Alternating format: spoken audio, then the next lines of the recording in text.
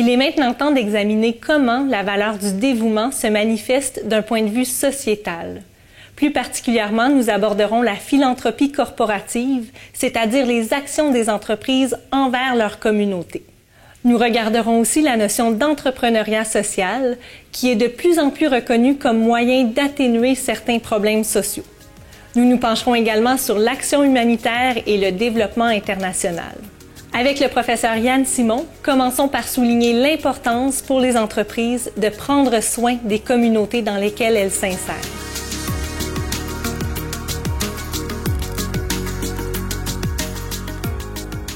Les entreprises doivent bien évidemment s'ancrer dans une communauté et créer une dynamique dans laquelle elles contribuent aussi à la santé, à la vitalité de cette communauté-là. C'est essentiel d'abord parce que l'entreprise y tire une très, très grande légitimité, mais d'autre part, elle doit aussi être acceptée et être un acteur de cette communauté-là. Et en ce sens, elle doit être à l'écoute de la communauté, ce qui est crucial. Un des grands défauts, souvent, c'est que les entreprises n'écoutent pas ou en tout cas n'envoient pas des messages nécessaires pour que la communauté sache que l'entreprise les écoute.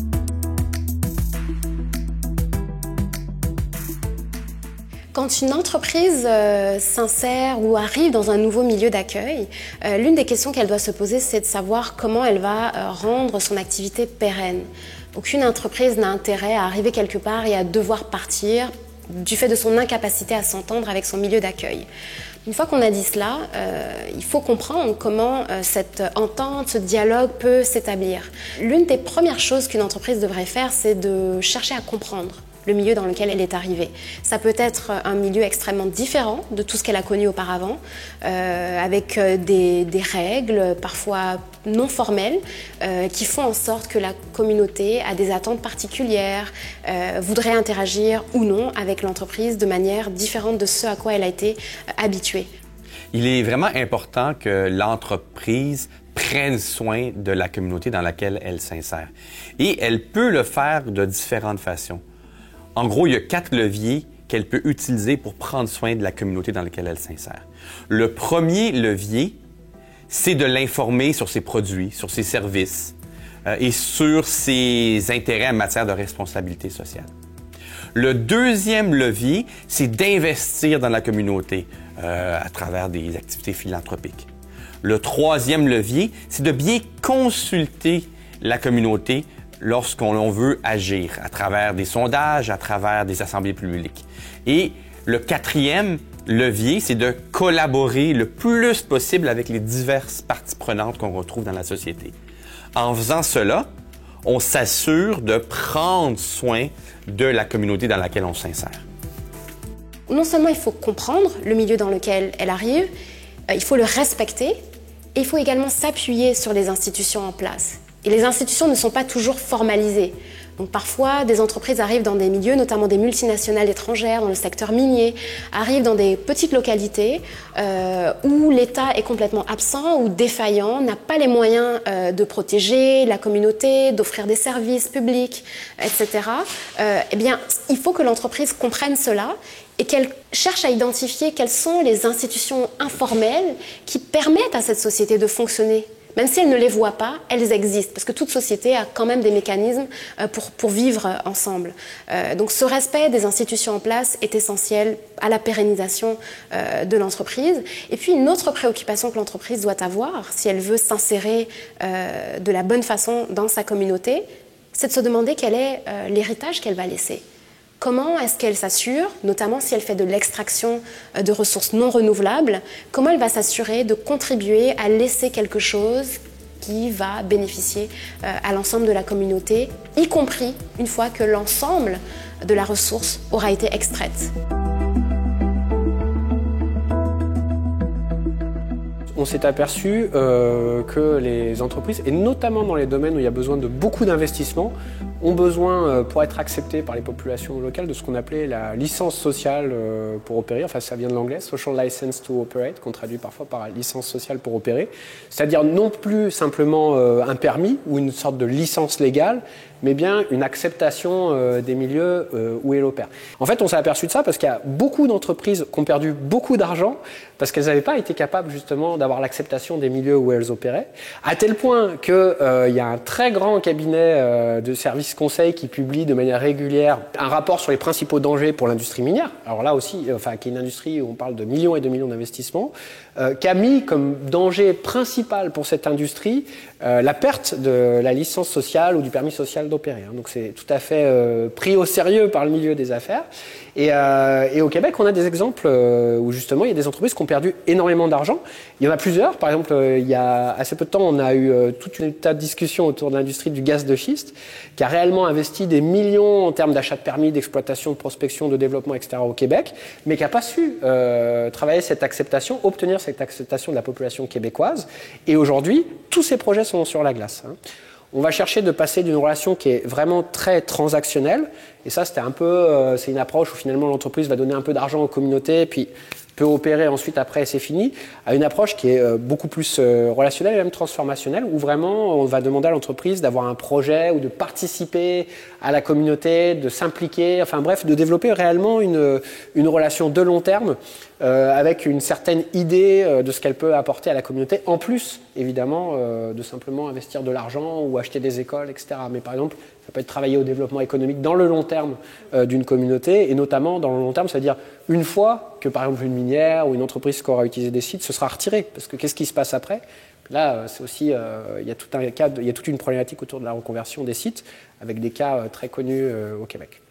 Il existe au moins 4 conditions gagnantes qui améliorent les actions des entreprises en matière de relations avec la communauté.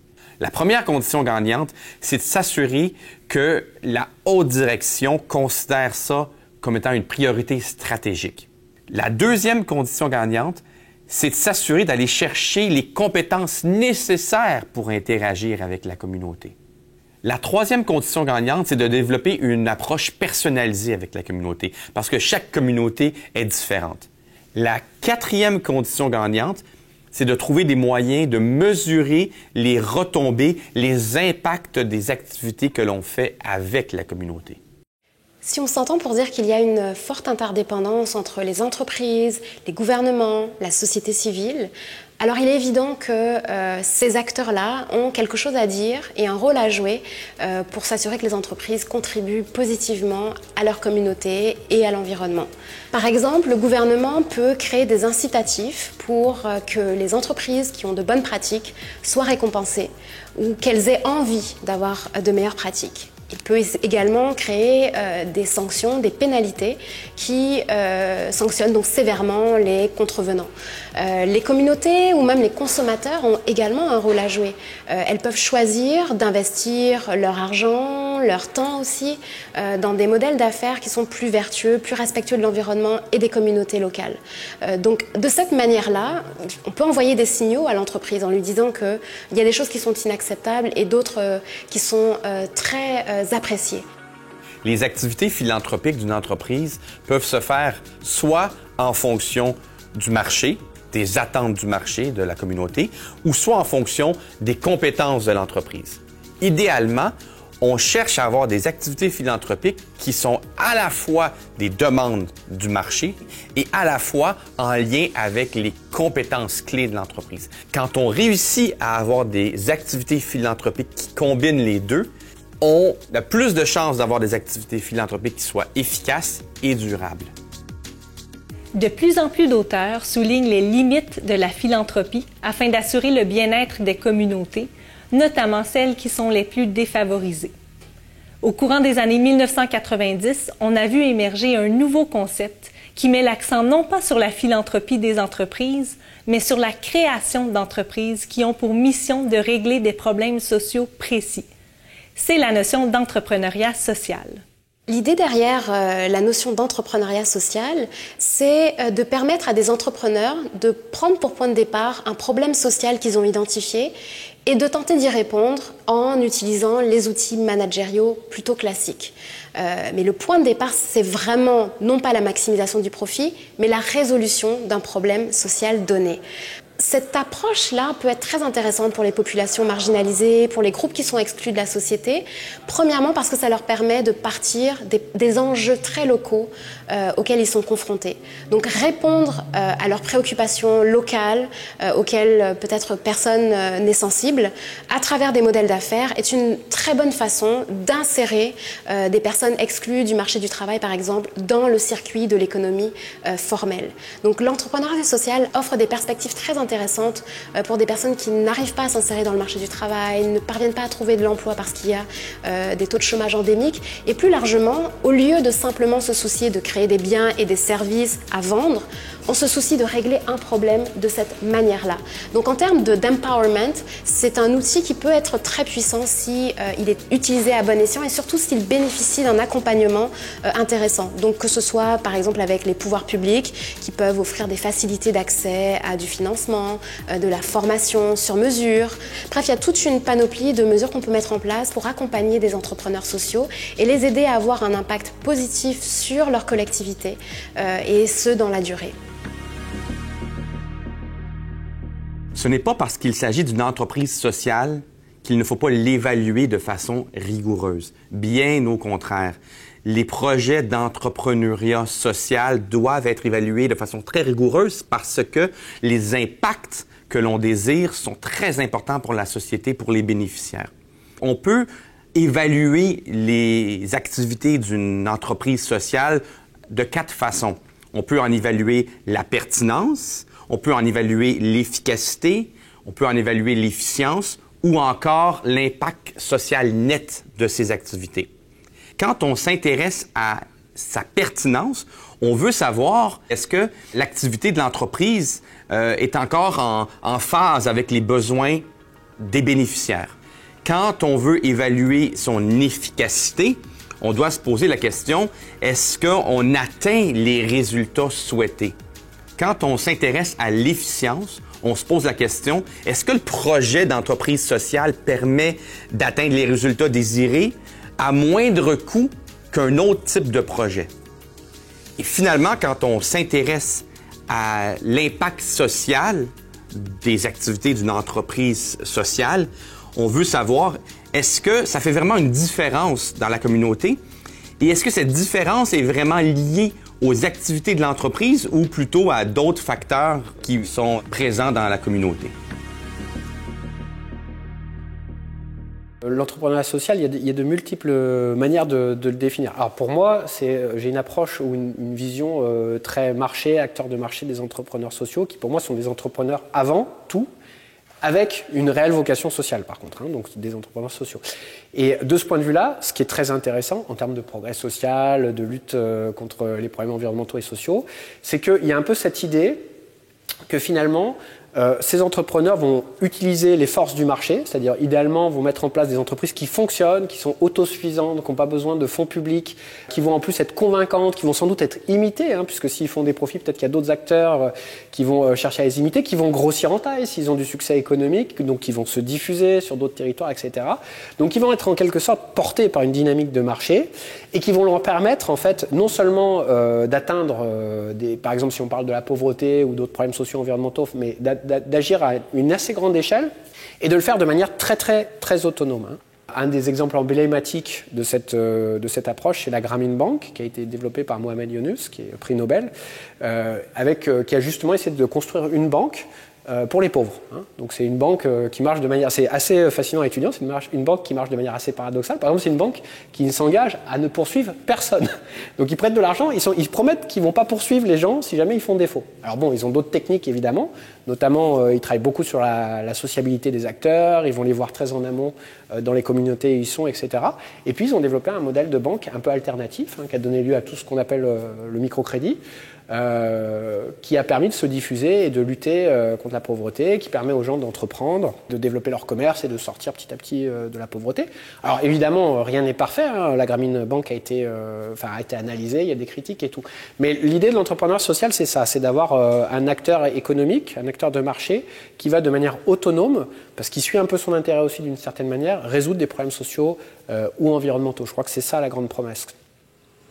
L'une des difficultés, par contre, de l'entrepreneuriat social, c'est qu'on a une approche plutôt individuelle des problèmes sociétaux. Donc, chaque entrepreneur peut être invité à trouver la solution au problème qu'il aura identifié. Et évidemment, quand on est dans des sociétés extrêmement complexes et grandes, on peut difficilement imaginer que les solutions peuvent venir de petites initiatives individuelles et complètement atomisées. Donc, ce qui est important de faire, c'est de mettre en relation les différents entrepreneurs sociaux et puis de leur offrir les conditions pour augmenter l'impact de leurs activités. Ça, c'est essentiel parce que sinon, on va se retrouver simplement à avoir des micro-solutions qui vont régler des micro-problèmes, mais qui ne vont pas offrir de perspectives d'amélioration à grande échelle. Comme nous l'avons vu jusqu'à maintenant, le dévouement et la bienveillance sont importants afin d'assurer le bien-être des personnes, des entreprises et des communautés. C'est particulièrement important dans les situations de crise humanitaire, mais aussi dans les projets de développement international. La professeure Sophie Brière, spécialiste de la gestion de l'aide humanitaire et du développement international, nous en présente quelques enjeux.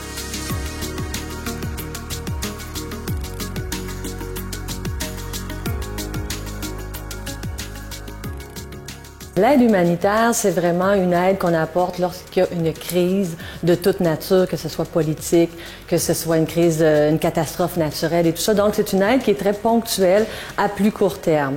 Le développement international, c'est une aide qu'on apporte vraiment à plus long terme dans des projets un peu plus structurants sur un ensemble de sujets, que ce soit du développement économique, que ce soit du développement environnemental, que ce soit de la gouvernance, développement de l'entrepreneuriat. Donc, il y a beaucoup d'enjeux présentement en développement international, action humanitaire. Le premier enjeu, je pense, dont on peut parler, c'est toute la complexité des projets qu'on réalise en développement international.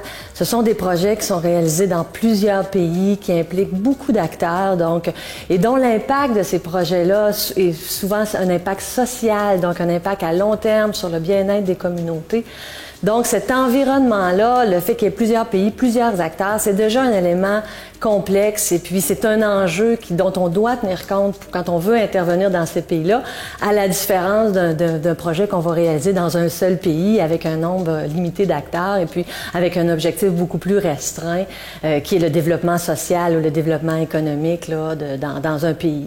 À l'intérieur de ces environnements-là aussi, il y a toute la dimension de la gestion interculturelle. On travaille avec différents milieux, différents acteurs qui viennent de différentes cultures.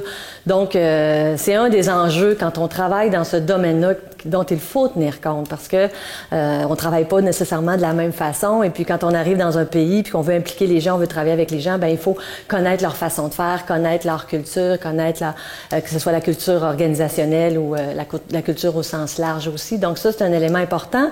Un autre enjeu aussi lié à cet environnement-là, c'est comment faire participer les gens à leur propre développement. Comment on peut s'approprier le développement On devrait même pas avoir à dire ça parce que normalement, quand c'est notre projet, c'est notre développement, ça nous appartient, mais avec toute la mécanique des bailleurs de fonds présentement et qui a historiquement aussi, où les bailleurs de fonds ont un peu la mainmise sur les projets, sur les fonds, sur les objectifs et tout ça, bien, ça crée un décalage entre les gens sur le terrain et les bailleurs de fonds. Il y a une nécessité de revoir les approches pour faire en sorte que les gens puissent s'approprier le développement.